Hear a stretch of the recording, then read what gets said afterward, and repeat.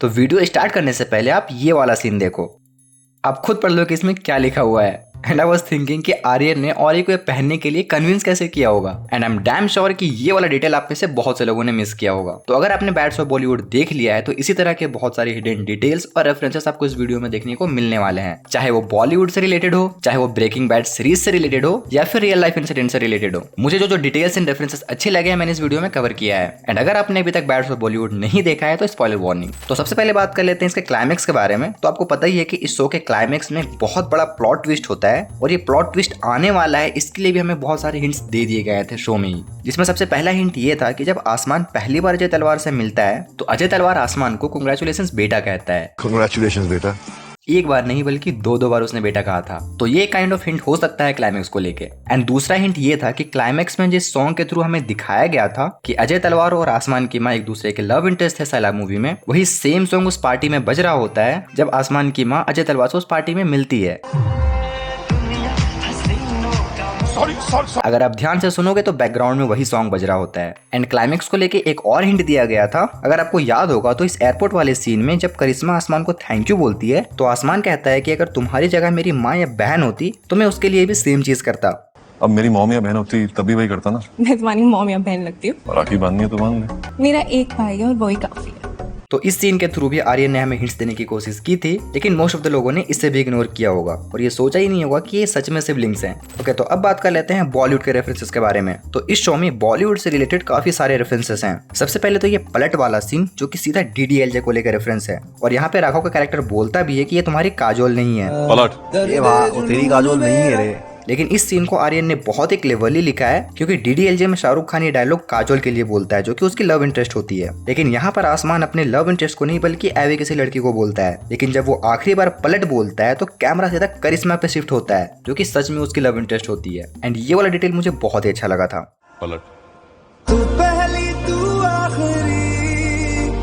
उसके बाद ओम शांति ओम मूवी से भी एक रेफरेंस लिया गया है, ये अवार्ड सीन वाला, जो कि frame by frame even dialogues भी सेम है। कहते हैं अगर किसी चीज को दिल से चाहो तो पूरी कायनात उसे तुमसे मिलाने की कोशिश में लग जाती है। किसी चीज को अगर शिद्दत से चाहो तो पूरी कायनात तुम्हें उससे मिलाने की कोशिश में लग जाती है।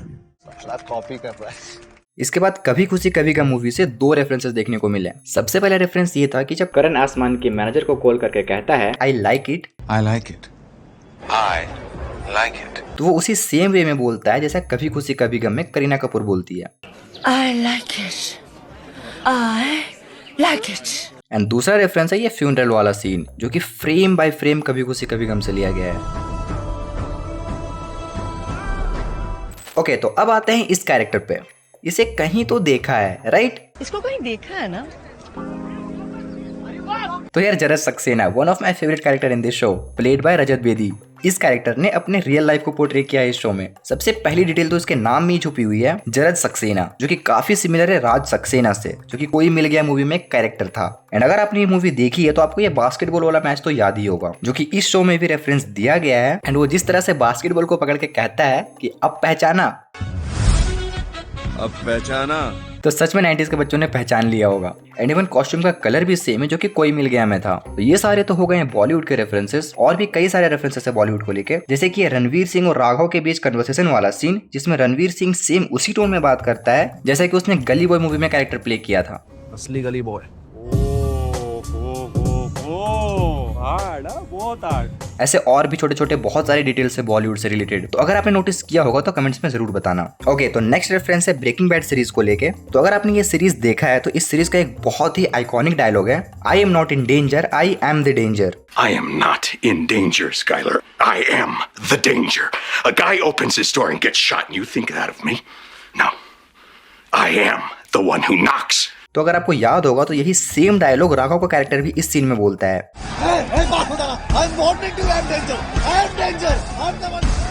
इन ब्रेकिंग बैड सीरीज को लेके एक और रेफरेंस है कि जब अजय तलवार अपनी बेटी करिश्मा को बोलता है कि मैंने जो कुछ भी किया अपनी फैमिली के लिए किया, तुम्हारे लिए किया। Everything I did for this family. Everything I did for you. तो यही same dialogue breaking bad series में भी है। Everything that I do, everything, I do it to protect this family. तो अब बात कर लेते हैं कुछ रियल लाइफ रेफरेंसेस के बारे में। तो सबसे पहले एपिसोड 1 में ये एनसीजी ड्रग रेड वाला सीन तो आपको याद ही होगा। तो इस सीन में जो ऑफिसर रेड मारने आता है ये इंस्पायर्ड है समीर वांगखेड़े से, बिकॉज आर्यन खान वाले ड्रग केस में यही मेन ऑफिसर था। इस सीन के थ्रू आर्यन खान ने ये बताने की कोशिश की है कि कैसे रेड मारते वक्त सिर्फ बॉलीवुड के पॉपुलर लोगों को सिलेक्टिवली पकड़ा जा रहा था, बाकी जो लोग पॉपुलर नहीं थे उन्हें नहीं पकड़ा जा रहा था। इस सीन के थ्रू उन्होंने यही एक्सप्लेन किया है। You know who I am? I am part of NCG. पकड़ इसको।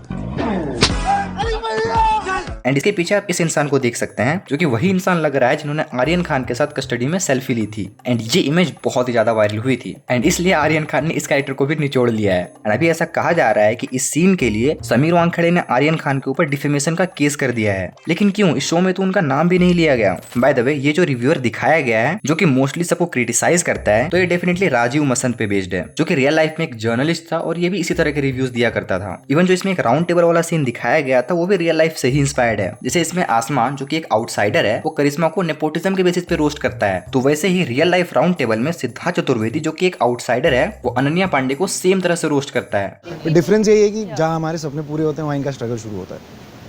एंड इस राउंड टेबल का होस्ट राजीव मसंद ही था, तो इससे ये प्रूव हो जाता है कि ये रिव्यूअर राजीव मसंद पे ही बेस्ड है। एंड इस सीन से रिलेटेड एक और डिटेल है कि जब रियलिटी में सिद्धार्थ चतुर्वेदी और अनन्या पांडे की क्लिप वायरल हुई थी तो करण जौहर ने सच में इन दोनों को गहराइया मूवी में साथ में कास्ट किया था। एंड इस शो में भी जब ये क्लिप वायरल हो जाती है तो करण जौहर ने आसमान और करिश्मा को एक साथ कास्ट किया अपने मूवी में, तो ये भी एक बहुत अच्छा सा रेफरेंस है। एंड इस सीन में जो ये शॉपकीपर दिखाया गया है ये भी रियल लाइफ का एक रेफरेंस है, जो कि एक टाइम पे शाहरुख खान को पान और सिगरेट बेचा करता था। सो ये देख के अच्छा लगा कि आर्यन खान ने उन्हें भी एक ट्रिब्यूट दिया है। अब बात करते हैं गफूर की। तो गफूर का जो लुक है वो शाहरुख खान के रईस के कैरेक्टर से काफी ज्यादा इंस्पायर्ड है।